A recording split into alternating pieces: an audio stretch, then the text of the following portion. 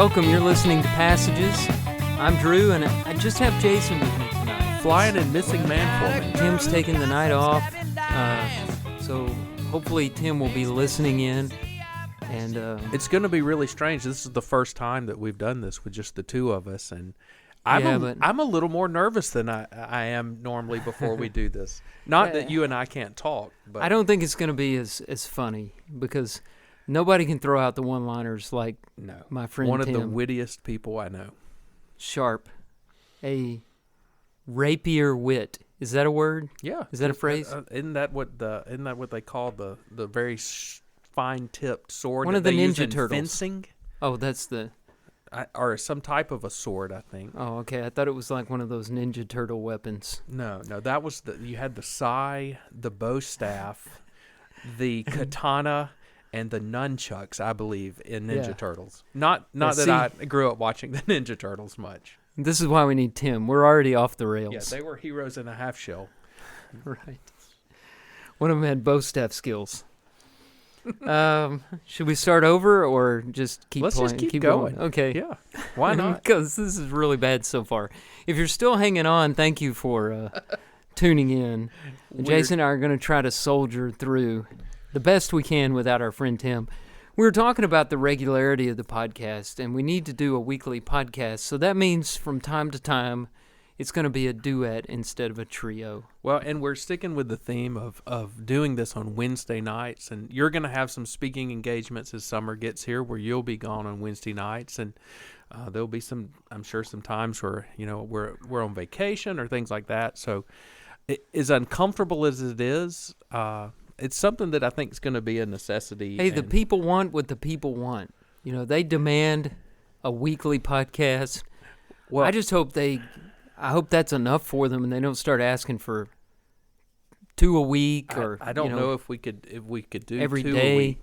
I'm just hoping that by Tim not being here, our viewership doesn't drop from like 4 to 3, or listenership doesn't drop from 4 to 3. That by 25%. That would be crushing. Mm-hmm. It definitely hurt our advertising dollars. It would. Do you have did you find a story this week that entertained you? I feel like our podcast is the only voice of reason with regard to Taylor Swift. Oh. And so we're going to have to return to this topic frequently because the world has gone crazy. I'm afraid that I'm going to get hate mail from the Swifties after this. I don't care because we have to save this country. Well, let's do it. The other day on the news, they were having this conversation about whether Taylor Swift is going to weigh in on the election. And they said if she does, whoever she endorses will be the next president. She is that popular that all she has to do is endorse one of the candidates, and that will be the next president. I hope this isn't stepping on your article, but I think I saw a report just in passing today as I was looking at some news feeds that maybe she signed some kind of a deal with the NFL franchise. I don't know if it's an advertising deal. Like I said, I just saw it in passing. I wonder if I can find it. What deals does she need? I don't know. How much money does this woman need? How much people? You don't have to listen to Taylor Swift. The world may not realize this. You don't have to listen to her. I read it wrong. The jacket she has been wearing. Oh, boy. The person that designs that has gotten licensed by the NFL because she's been wearing his jackets, custom-made jackets, to the football games. That's how popular she is. Wow. One of the biggest advertising groups in the United States, the NFL, has just tons of advertising money, has now licensed a jacket solely because she wore it to maybe 6 or 7 Chiefs games this season. People are crediting good ratings for the NFL to her.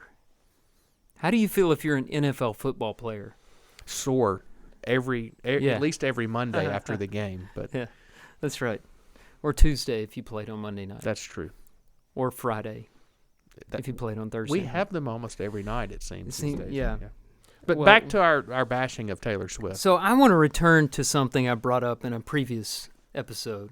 Okay. How she had surpassed Elvis Presley in most cumulative weeks at number 1. Now, if I remember from when you brought that up, you said that did include where she re-released her own albums that had already been released previously. That's exactly right. Okay. Which to me gets an asterisk. Disqualifies her. It should have an asterisk. At least an asterisk. Here are the top. Let's do the top 5 if you're interested. Number 1, The Beatles, 132 cumulative weeks at number 1. These are albums. Okay. So as I understand it, it's like an unbroken streak kind of thing. Okay. It doesn't have to be the same album. But consecutive weeks of having they have an album at number 1. Okay. So 132 weeks. Number 2, Taylor Swift, 69. Okay. So she's halfway to the Beatles. A little beyond halfway there. Hopefully she'll never get there. Elvis Presley, who wasn't really an album guy, I think we talked about this. He threw out a lot of singles. Like, name Elvis Presley's greatest album. I don't know. I'm not a huge Elvis fan. Well, but he didn't have like a Pet Sounds or a White Album or a Sgt. Pepper's. No, he was known for his big hits, and like you said, he would. What was the? Oh, I'm drawing a blank. What was the small vinyl? The 45. The 45. That's what he would sell. Yeah, and sold lots of them. Yeah. Number 4, Garth Brooks, which I've heard. Yeah, That's very popular and been around forever. Weeks. Yeah. Number 5, as you could probably guess, Michael Jackson. Yes, I can. Yeah, that makes sense. Now here's where the list loses its credibility. Okay, because you go on down. Number 6 is a tie between Whitney Houston and the Kingston Trio. Okay, this is where I start thinking this may not be that big a deal after all. Mm-hmm. You and I are vinyl enthusiasts. Yep. You've done some dumpster diving, thrift store diving for. Yes, absolutely. Which albums do you see the most? You see, in the thrift stores, you see a lot of Linda Ronstadt, Neil Sedaka, Neil Diamond, Neil Diamond, and the Kingston Trio. Absolutely. You can get them for a nickel. Yes.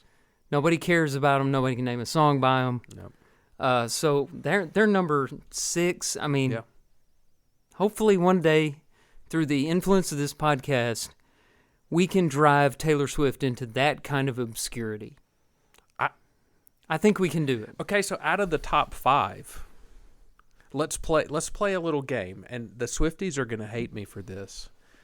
Better artist / musician. The Beatles, Taylor Swift.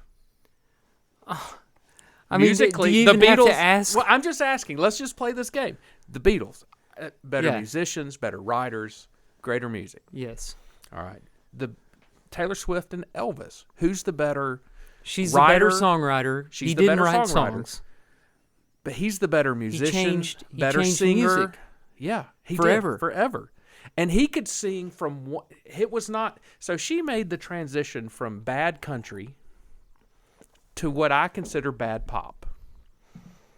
In my opinion, you thought I was going to get us in trouble. I'm telling you, I'm in trouble now. You just threw down the gauntlet. I'm on my soapbox right now.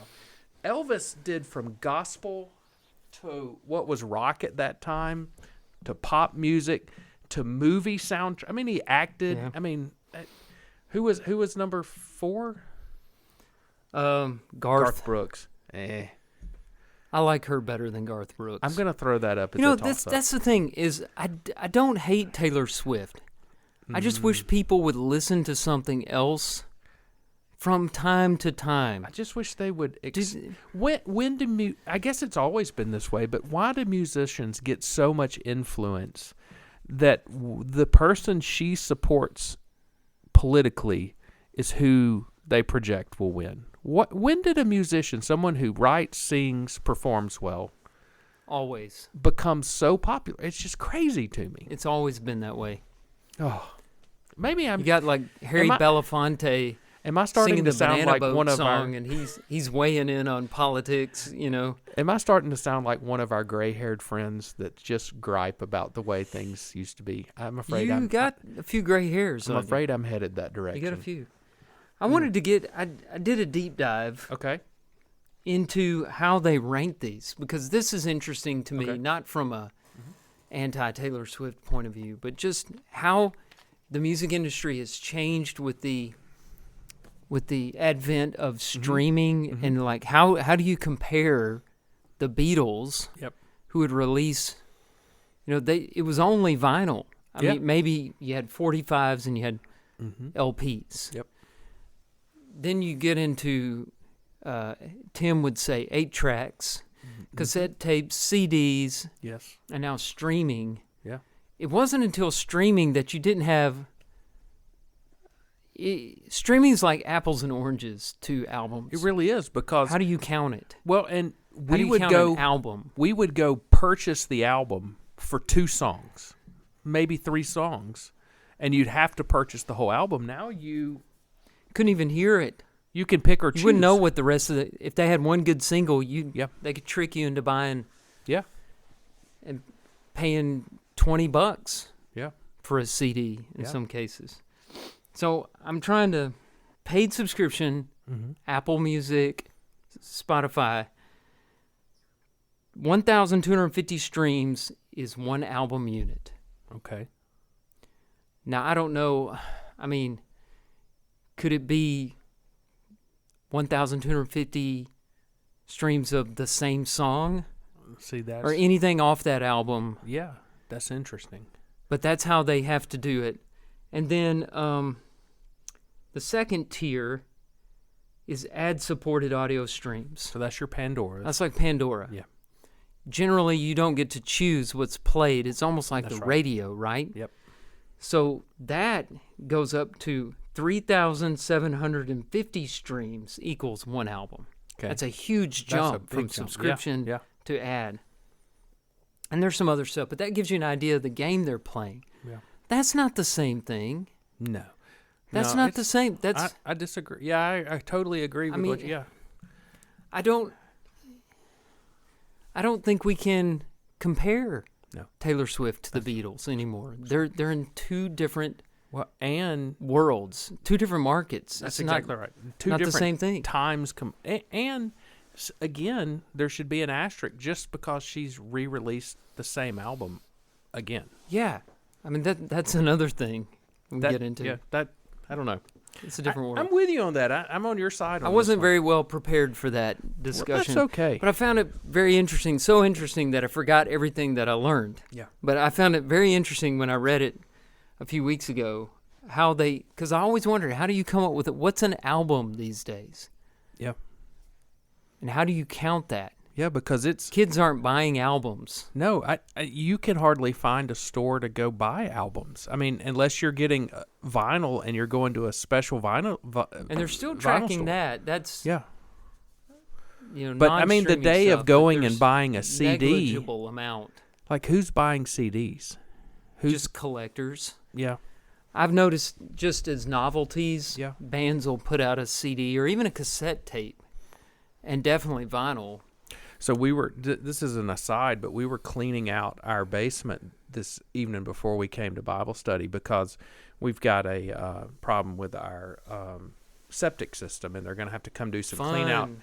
work in our basement, and so we needed to get stuff away in case what's the kind way to put it, the brown water gets everywhere, and we were moving some stuff, and I pulled open this drawer on one of those like 3-tiered Tupperware carts, that you can pull Yeah. out the drawers in, and in there I found a bunch of like the DVR writable discs like you would use in a computer. I believe there Oh, was a yeah. couple of 3.5-inch floppies in there.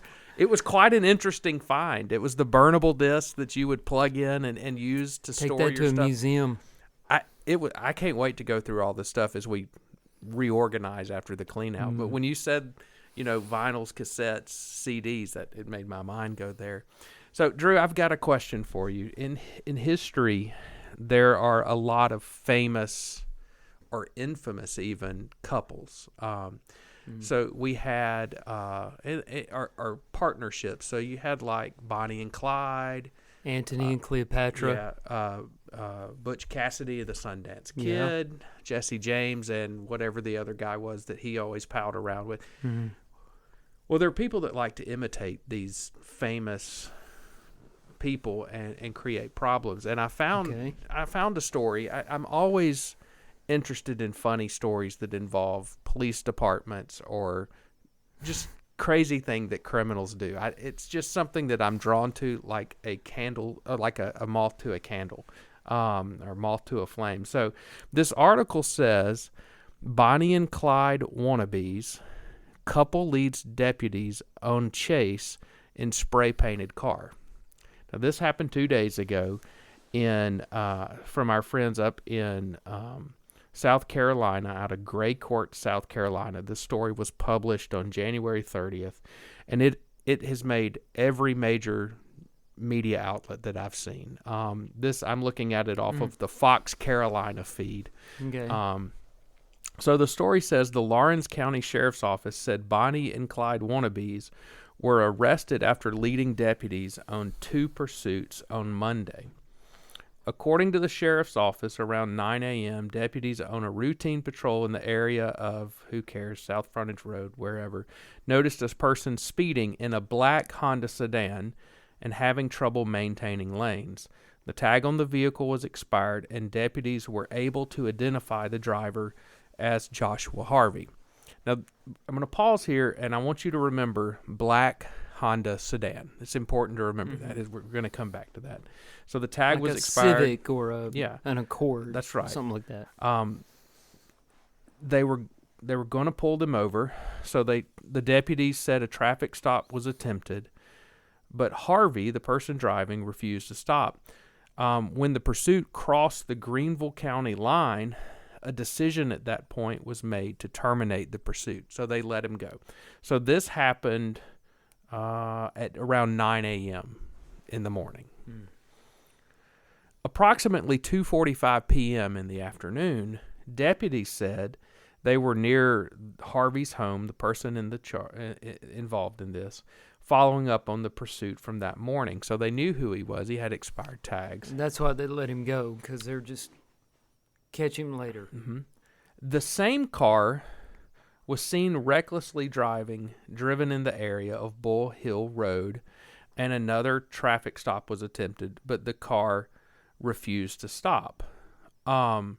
Eventually, the officials say the car was successfully disabled on the I-385, and the driver was ultimately arrested.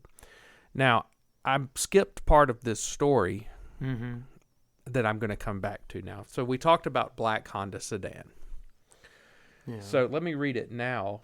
At approximately 2:45 p.m., deputies said they were in near the Harvey's home, following up on the pursuit. The same car, and this is the part I left out, now spray-painted white, was seen recklessly driving. So between 9 a.m. pursuit and 2:45, they went home and they spray-painted the car white. Okay. And there's pictures of it in the news story, and it is really funny to see. Not a great spray paint job, obviously, but when they crashed on I-385 and the pursuit was ended, animal control was called to the scene. Animal control again. All your stories involve animal control. Was called to the scene to recover some passengers out of the car. Animal control recovered from the car a dog, a cat, and 4 chickens that were all inside the car during the time of this pursuit. And charges are pending. Some of the charges are failure to stop, DUI, ill treatment of animals, driving under suspension, unlawful operation of a vehicle, operating with expired registration, seatbelt. But this story makes me laugh in so many ways. Number one, they spray painted their car white. So they're in a black car in the morning, police chase them, and in their brilliance, criminals, they've seen too many movies. They went home And some point between when they got home, which let's say 10 or 10:30 and 2:45, number one, they found enough cans of white spray paint. That's a lot of spray paint. And they spray painted their car white. Number two, how are you involved in a traffic pursuit with a cat, a dog, and 4 chickens? We have chickens at my house. I cannot imagine what it's like riding in a car with 1 chicken, much less 4 chickens. Out of those animals, the dog's the only one that enjoys a ride. Oh, it just made Cats do not like moving vehicles. So you got a cat, you got chickens, they all want out. And they gotta be going crazy. Can you imagine the fumes? Well, it smells from the like spray paint and whatever drugs they were on. And the animals. What if they were just high from too much spray paint? At what point? That's a consideration. At what point did the deputies, as they pulled this car over, walk up and run their finger down the side and say, "Wait, that's the black car's spray painted white"? Oh man! The things this people. Is South Carolina. South Carolina. I'm so glad this didn't happen in Alabama. I am too, and North Carolina is having a good laugh at this because I would think that South Carolina is to North Carolina as Mississippi is to Alabama. Yeah. True. But true. I can't imagine. The whole thing had to be. I don't know. It's just had to be surreal to the sheriff's department who's dealing with this. And can you imagine the conversation when they got home that morning? What we need to do is we have got to spray paint this thing white. They'll never notice. We just barely got away. They probably thought they outran them. Yeah. The story, if I remember it correctly, said they just gave up. Yeah, they chase. just stopped chasing them. Yeah, because probably they crossed the county line. They're like, guys, we can catch them. They're going to come back home eventually. But and how much you want to bet it's one of those little Civics with the muffler messed up? Oh, it's. I got a picture. Yeah. Why is it that there's the white painted the car right there for all you viewers? I'm holding it up to the. We don't have a camera. That's a terrible paint job. Do you think they took time to put painter's tape over the headlights and the windows as they sprayed it? It looks like they stayed off of it pretty good. They did. It's impressive. But I just can't. Wow. The thought process that people go through is just it's just mind-numbing to me I don't sometimes. think there was a thought process No. that people went through in that story. What I would love is I wish Tim was here, because if we could have taken his old Honda and seen how many bottles of spray paint it took to spray paint a Honda, that would have been a great experiment. A great experiment. Yeah. Or mine. I had a Honda. Bring a Honda to a pull apart. There was a picture on one of the sites that I saw of the car. It looked like it had been maybe, what's the move they do? A pit move where they push them off. Yeah. And there's this, it's white, and there's this big black smear down it where obviously they had pushed them off and rubbed the paint off. The paint wasn't dry. So, I don't know. That's that story funny. Just made me laugh. Hey, did you hear about the Senate hearing with the social media people today?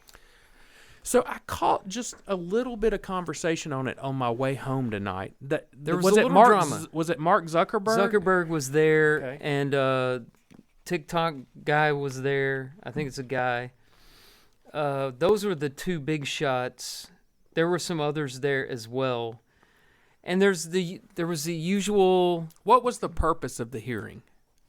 Well, that is a question everyone is asking. Okay, so no one really knows why they had the hearing. How many years has the Senate been calling these people in, raking them over the coals in front of the cameras, and then sending them off and nothing changes? So apparently they were representing some parents who were there whose children had died, mostly in cases of cyberbullying. Okay. And suicide and things. Yeah. And so, and I don't know, if you're a Mark Zuckerberg, are you required to go to these hearings? I don't know. I wonder Is it a forced appearance like a subpoena? Because he didn't commit a crime that he has to be there for, but I'm thinking that he had to be there. Okay, otherwise, why would he go? That gives me an idea, at least, of the purpose behind it. They wanted them to answer questions in a 4-hour session in the presence of grieving families as lawmakers repeated stories of sexual exploitation, suicide, and other suffering blamed on social media. There were just a couple things I wanted to point out here that I found interesting from this. First of all, one of the things that was probably the biggest moment in this hearing is one of the senators asked Zuckerberg if he wanted to apologize to the families. Now, to his credit, Zuckerberg actually stood up and turned to face the families, and he said, "I'm sorry your families were hurt. I'm sorry this happened to you." He didn't take full credit for it. And, I'm not really sure that he should. I was watching it, I was like, okay, social media is harmful. I know that. I've written a book about it, so I know that it's harmful. But there are a lot. Dangerous Playground by Drew Kaiser. That's right. Available through Riddle Creek Publishing. But there's how a did lot they of get things, social media. But there are a lot of things that are dangerous or can be dangerous. Cars are dangerous. Yeah. And I guess we've called in I'm sure automakers and raked them over the coals Yeah. and had them apologize to families. Yeah. But in that case, the car was supposed to be working a certain way. And it was and used and inappropriately. it malfunctioned. Or, yeah. If a kid is driving a Ford Mustang and he's under the influence and he drives it off a bridge, do we call Ford in and say your and car have them should apologize have been to the family? No. We may not have known how social media worked in the very beginning, fine, but we know now. So let's stop acting like it's all the social media makers' fault. Well, they bear some responsibility, but so do the parents. Well, the buck should not stop with the social media company because it's a tool. It can be used for good. It can be used for bad. Again, I think it's a pushback on this whole idea of personal responsibility. No one wants to take responsibility for their actions anymore. The bullies don't want to take responsibility for their actions for bullying. The victims of bullying don't want to take responsibility for the actions that they're doing. The parents don't want to take for allowing their kids access to this stuff. I don't know. I would love to know, was this like a joint thing, or was this one side of the political spectrum more so than the other? It was a joint because it's just interesting. Klobuchar was there. She's a Democrat. Mm-hmm. Most of them are Republicans. Ted Cruz, Josh Hawley. But if my kids misuse social media, I don't blame social media. I blame my kids. And now social parents, media if you've not dealt with that, you will. There was sexually exploitative that material kind of stuff, on there. Yeah. Totally inappropriate, where if kids that's could allowed. get it. Yep. That kind of stuff got under the radar. Yep. And anything that can then be the used, algorithms that increase the negativity. There are things that need to be changed about the algorithms and what is allowed on the platform, and they're making those changes. And again, I'm not apologizing for them. I'm looking for this particularly bad. There was one thing where they found out that Facebook had calculated the worth of like a teen girl or something, like she's worth a certain amount of money, and for the life of me I cannot find that anymore. From an advertising standpoint? Yes, from an advertising standpoint. Well, I'm sure she's they worth have like $1.70, or each child is worth this much, and that looked really bad. Yeah. Well, these companies I mean, it's scary. You and I could be talking about a product, and tonight when we get home, if we pull up our computer, we're going to see advertisements for that product. So they know how to market to people. They know how to adjust things and draw people in. But at some point, the level of personal responsibility has got to be with the individual. I'm only responsible for my actions. You're only responsible for your actions. We can't control other people's actions. And at the end of this hearing, apparently I pulled up a different article than what I had originally read, which is, again, me doing a very bad job in my preparation But for I'm this sure podcast. there's articles galore out there. Yeah, I got it off. I don't know. I don't know what happened. I was going to read the end of the article where it basically said, after asking all the questions, the senators went back to their lives and didn't produce any legislation, and the social media folks went back to their jobs and kept doing the same thing they've been doing. And it's all just a lot of hot air until somebody changes something. And what we need to do is educate kids on how addictive this stuff is, on how false it is. You're looking at personas of people. You're not looking at actual people. To tell them, look, if somebody is exploiting you sexually, you need to tell an adult, and it's not your fault. Yeah. Don't be ashamed.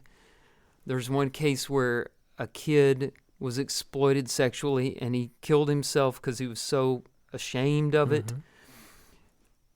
Talk to your kids and limit their phone usage, limit their social media usage. And, some of this legislation, like I've heard talk, of course, nobody ever does anything, but I've heard talk about banning TikTok. I'm okay with that. Yeah.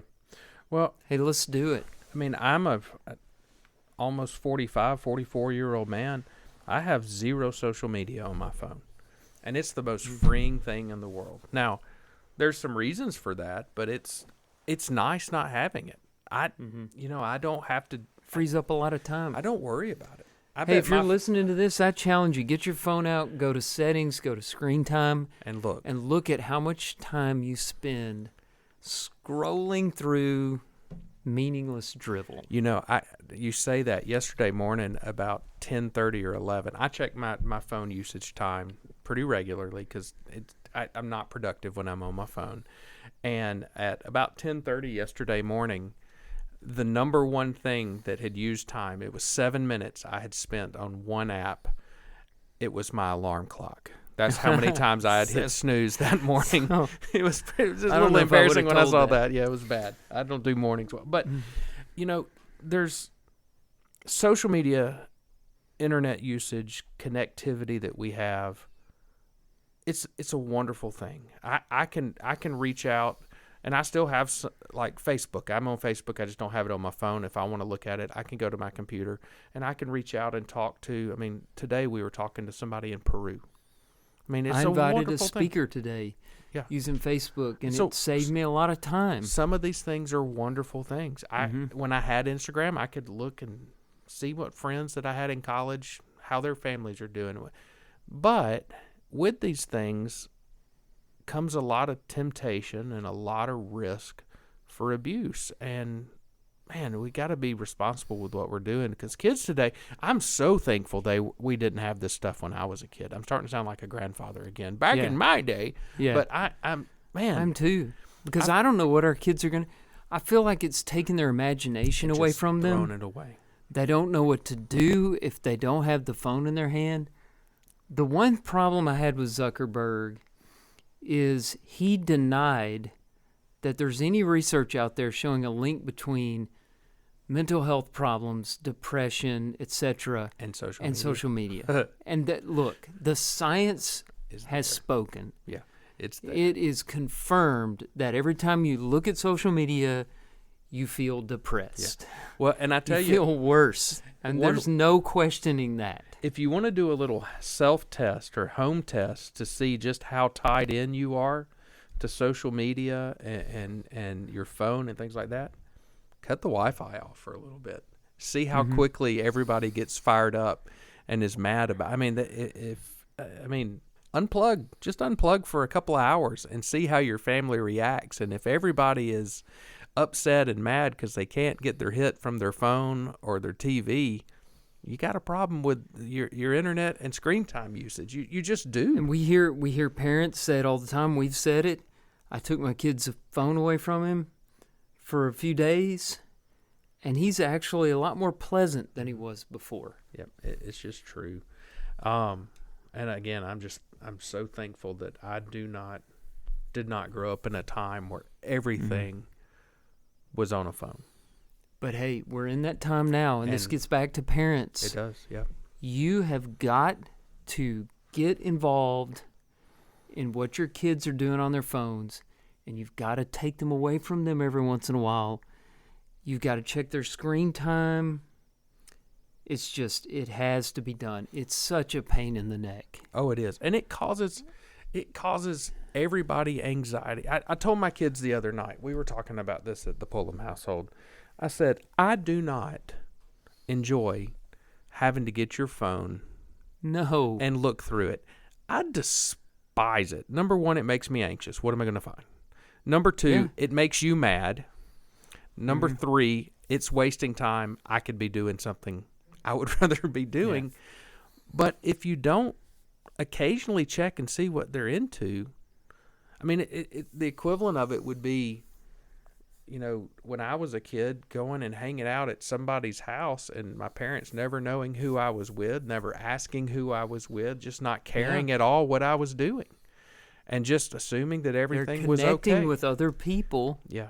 And who are they connecting with? And people that what are they talking about? And people that will and do influence their behavior.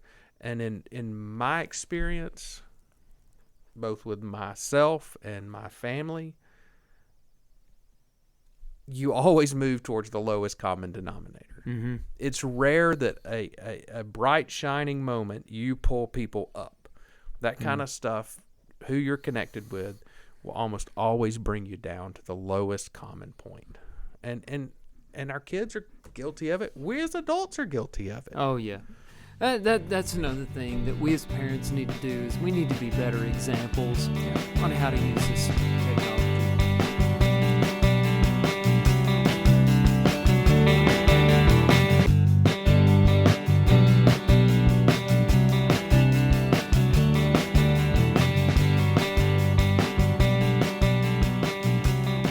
All right, we're back, and we have picked a quote that we're both very excited about, but we're not sure. It seems, Jason, to be a little beyond us. I mean, Drew, just about every quote we've picked, I've when we've discussed it and sent it back and forth to each other, I've looked at it and instantly I've just started processing, oh, this is going to be great for this discussion. This one has me a little scared, I'm not going to lie. Yeah. This one is I don't know, maybe we're stepping off into deeper waters than we should be, but I think really it's like this appropriate quote. since it's just you and me because we have been reading this guy. Yeah, or at least attempting to read this guy. The quote is attributed to Fyodor Dostoevsky. I'm glad you said that name. I always botch it. Fyodor. I'm sure I didn't say it correctly. I think it sounded wonderful. Here's the quote. The best way to keep a prisoner from escaping is to make sure he never knows he's in prison. So, before we get into the quote, can we talk about Dostoevsky a little bit? Yeah, let's do it. He's claimed by everybody. Christians like to claim him. Existentialist philosophers like to claim him. He wrote several novels and a few philosophical works. And he's just so profound. He wrote the best book, besides the Bible, that's ever been written, in my opinion, the Brothers Karamazov. And you and I have been picking our way through The Idiot.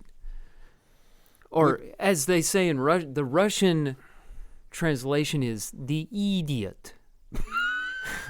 I didn't know where that was going. That's really made me laugh. That's how you say it in Russian. Yeah.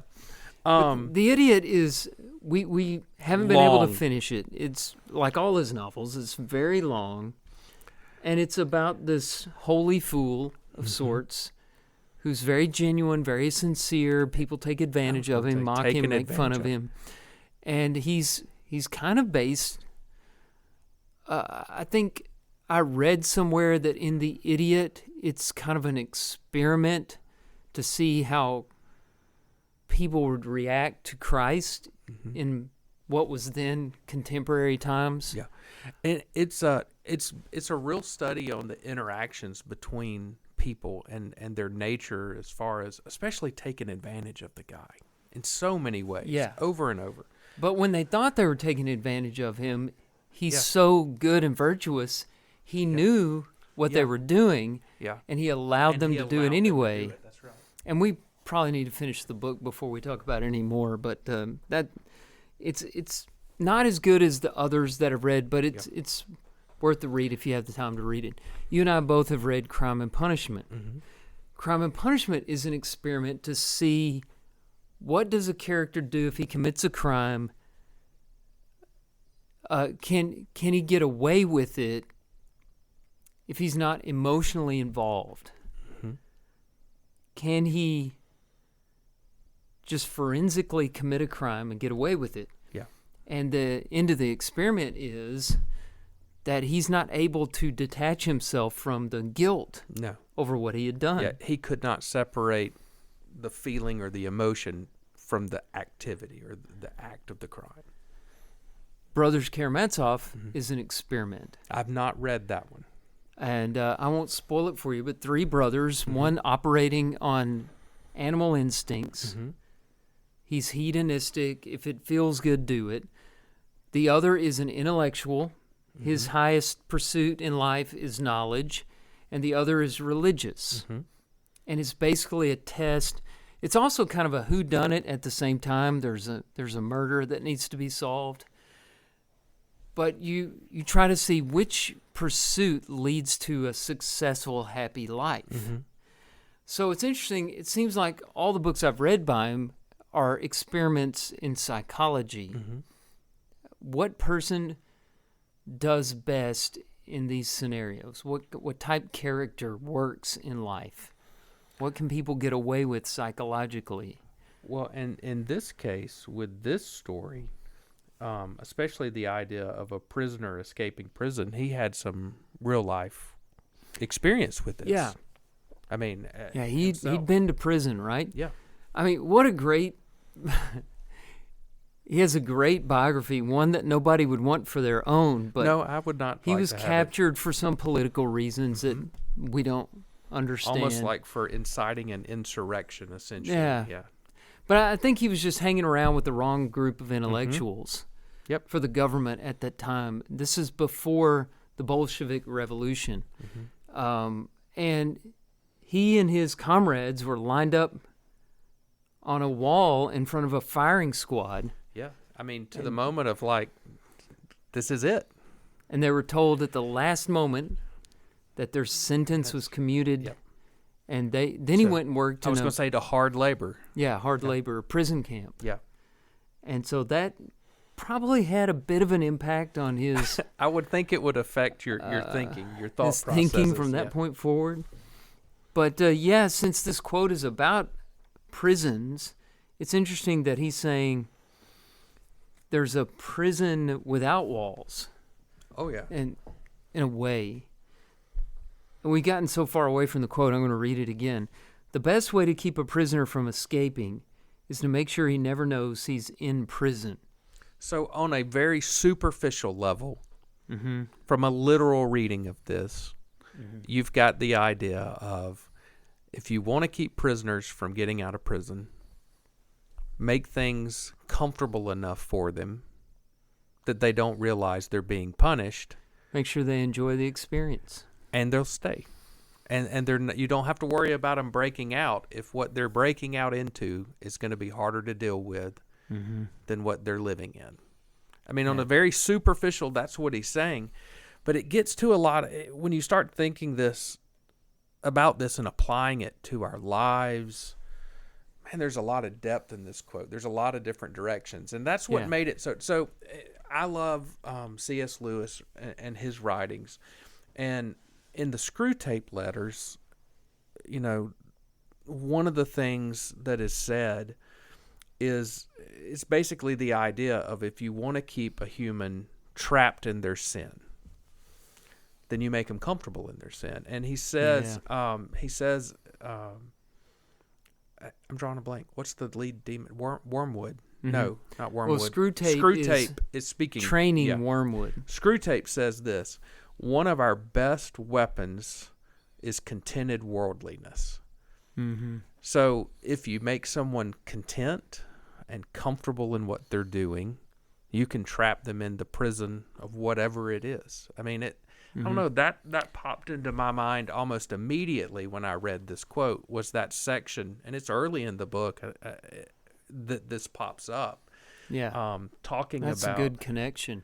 It was just interesting to me. You know, another thing that I think of is The Truman Show. Yeah. Truman is in this TV world, and he doesn't know it. Yeah. And as long as he doesn't know that he's leading an artificial life, he's happy. That's right. But then... It's been a long time since I've seen it. Long time. But it seems like some lighting falls out of the sky. Mm-hmm. There are these little clues here and there that it's all fake. And his paranoia starts going through the roof. Yeah. But he's right. He realizes that he's in a prison. Yeah.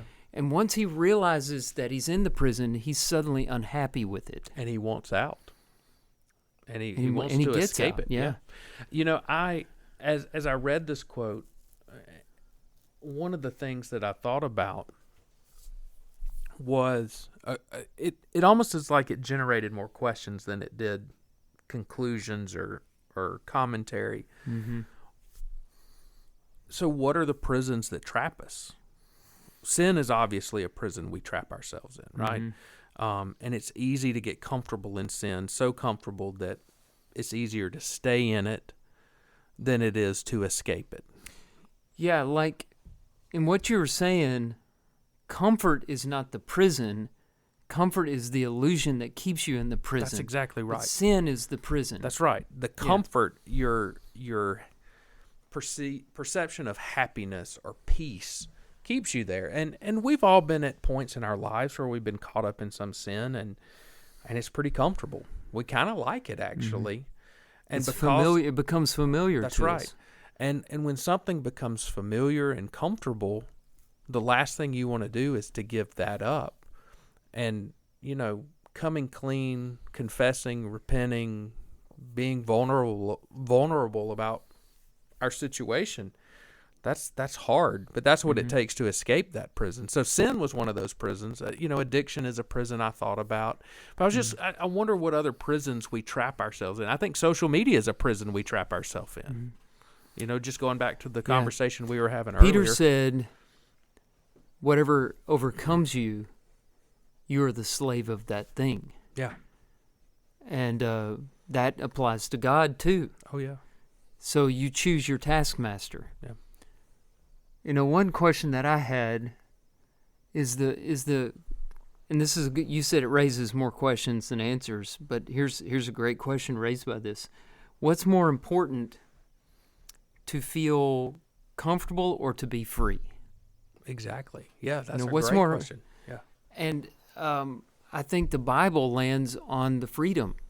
Yeah. It's more important to be free than to be comfortable. And I think deep down we all know that. Yeah. I think just our nature is to be free. God made us to be free. And Jesus' statement in John 8:32, you shall know the truth, and the truth shall set you free. But you know what? The truth may make you very uncomfortable. Mm-hmm. The truth may cast you into an unknown. Mm-hmm. So you've got to combine that truth with faith in order to enjoy that freedom.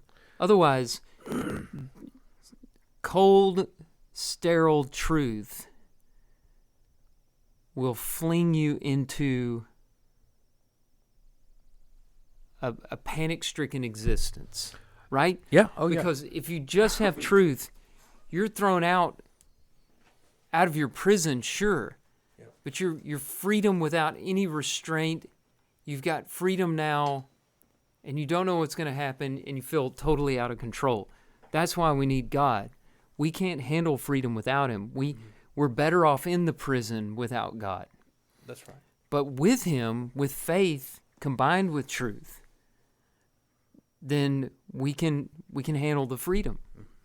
Another question that I thought of as I was thinking about this is, what makes us comfortable in our prisons we create? And I don't think there's anything special. Sin is uncomfortable, but we can find ourselves comfortable in it. Addiction is uncomfortable, but we can find ourselves comfortable in it. There's a lot of things that... maybe fleeting pleasure. And I say fleeting because it'll only last a little while. And with addiction, you build up a tolerance and you have to have it more and more and more. You've got to get your fix more often. And eventually it doesn't work. But familiarity is a big one. That was going to be the one I was going to. It. That's right. It becomes comfortable and it becomes your normal. Mm-hmm. And if there's one thing we hate as humans, it's changing from what is our normal. It's hard to do. There's stories, and I don't have any specific ones. I didn't look any up again. I probably should have done a little more research. But anecdotally, there are stories of people who are getting ready to be paroled from prison, and they act out, they create some type of a crime, do something to keep themselves there. And it's not that they love where they are, it's they're terrified of what's out there. Right. And sometimes that fear, you have the comfort of being familiar with your environment, and then you have it coupled with the fear of, I don't know what happens if I leave this environment or I leave this prison. And that's enough to keep you locked in. And you can, no matter what happens, you could take the bars down and they're not going to leave if they have comfort in their familiar surroundings and they're terrified of what's outside. You know, there's a funny movie. My grandfather used to watch, we used to watch all these old movies, and he loved Support Your Local Sheriff. I don't know if you've ever seen that movie, James Garner. It's an old one. I've heard of it's it. A classic, funny. I don't think I've seen it, I say it's funny. To me, it's got the sentimental memories. Well, James Garner comes into this town. He's kind of a hustler. He ends up being the sheriff in the town. And they take him to show him the new prison. The last 2 sheriffs or 3 sheriffs have been shot and run out of town. In fact, the badge they give him has a dent in it from a bullet. Okay. And they go to show him, they're like, we have our problems, but we've got a new jail. And they walk into the jail. And in that jail, there are no bars. They're like, well, the bars are on order, but they're back ordered, and it's going to be so long. So he takes a piece of chalk and he draws a line across the floor. He dribbles a little red paint. And his first guy he puts in there is just sitting in this empty cell with no bars. The guy's dad comes and is giving the prisoner grief about, why don't you just walk out? And the guy's like, well, you see that red spot? That's the last guy that stepped across this line. And the only thing holding that dude in his cell was fear. Uh-huh. And I wonder how often we're trapped in our own prison, whether it's prison of your mind or prison of sin or whatever, trapped in the same thing we've been doing over and over and over and over and over again, that's eating away our life, taking away our relationship with Christ, our relationship with our family, our relationship with our friends, separating us from God, simply because we're afraid of stepping out of that prison and seeing what happens. Yeah, that pulls this into new areas for me, from sin into just simply trying to better yourself and grow. Mm-hmm. A lot of people tell themselves, I can't fulfill this dream of mine. Mm-hmm. I can't do this career. I can't, accomplish this dream of mine because I'm not good enough. I don't have enough talent. I don't, it costs too much, whatever. Yeah. And they won't take the risk because of the fear. And they're in a prison that they don't realize they're in a prison. All it is a prison that you're in. I'm really trying to avoid the 90s song, I've created my own prison. But whatever that was, I think you early just I think you 2000s. just dated yourself. Yeah. But that's what we do, and you're exactly right. Immediately I thought of comfort and familiarity, but fear is probably what's keeping the knowledge at bay more than any other thing. Yeah. Isn't that what Dostoevsky says? He says it's I got to pull it back up here. Make sure he never knows he's in prison. That's So right. what's creating the ignorance? Yeah. Comfort, familiarity, fear. Fear probably more than any other thing. And I think fear in so many ways keeps all of us from reaching our potential. I was reading a book by Andy Andrews. He's an author from Alabama down in Gulf Shores area called The Little Things. It's an easy read. I mean, you can sit and read it in a sitting. It's only, 140 pages or so. But one of the things he said is that it always bothers him when people ask, if you could choose to do anything in life, what would you do? Mm-hmm. And he said, what's crazy about that question is that it assumes that you don't have a choice in what you're doing, that you're stuck where you are because life has put you there. But we all have a choice to make. The thing that keeps us from making that choice is we're just afraid. We're afraid of change. We're afraid of the outcome. We're afraid of what might happen. And that fear is just compounded, solidified, because we're comfortable where we are. Mm-hmm. And I think it limits us from doing so many things. And so most of us sit in a prison of our own making. Yeah. This is probably the closest we'll ever get to our Dostoevsky podcast. Yeah. We talked about that one time. But in order to do it, we would have to finish The Idiot. And at some point I will finish it, but it's not on the Yeah, it's top not of gonna be my tonight. priority reader list. No, I think I've still No. got another. There's 3 books in it, I think. Is it 4 books? 3 might books? be 4. I think it is 4 because I think I'm in the 3rd book. It's of the one 4. of those. My Kindle will say average time to read, and Yeah. I'll get books that'll be 8 hours, 15 hours. This one's like 45 hours. Yeah. And right now at the pace I'm going, it may say like the infinity sign is where Yeah. it may be. So Yeah. But I'm sure we'll be handling quotes by him. oh, he's in got the so many in good future ones. Yeah. episodes. And it just occurred to me, I don't know if we've thrown this out to our audience, but you have a quote you'd like for us to cover, by all means send it in. You know how to get in touch with us. I assume you do. Yeah. All 4 of you probably Find us. know us. Yeah. Find us on Facebook or Instagram, or well, not Jason. He's already told us that he doesn't do that. I rarely ever am find on me. there. Yeah. Look me up and send us a quote. We'd love to get some input. We're always looking for new passages to talk about because we're going to be back next week. And next week, Jason, I really hope we have our buddy Tim with us. Yeah. I missed him tonight. Get the band back together. But one way or another, we're going to be here. So keep listening. And don't forget to like, subscribe, and share, and give us a rating. We'll see you next week.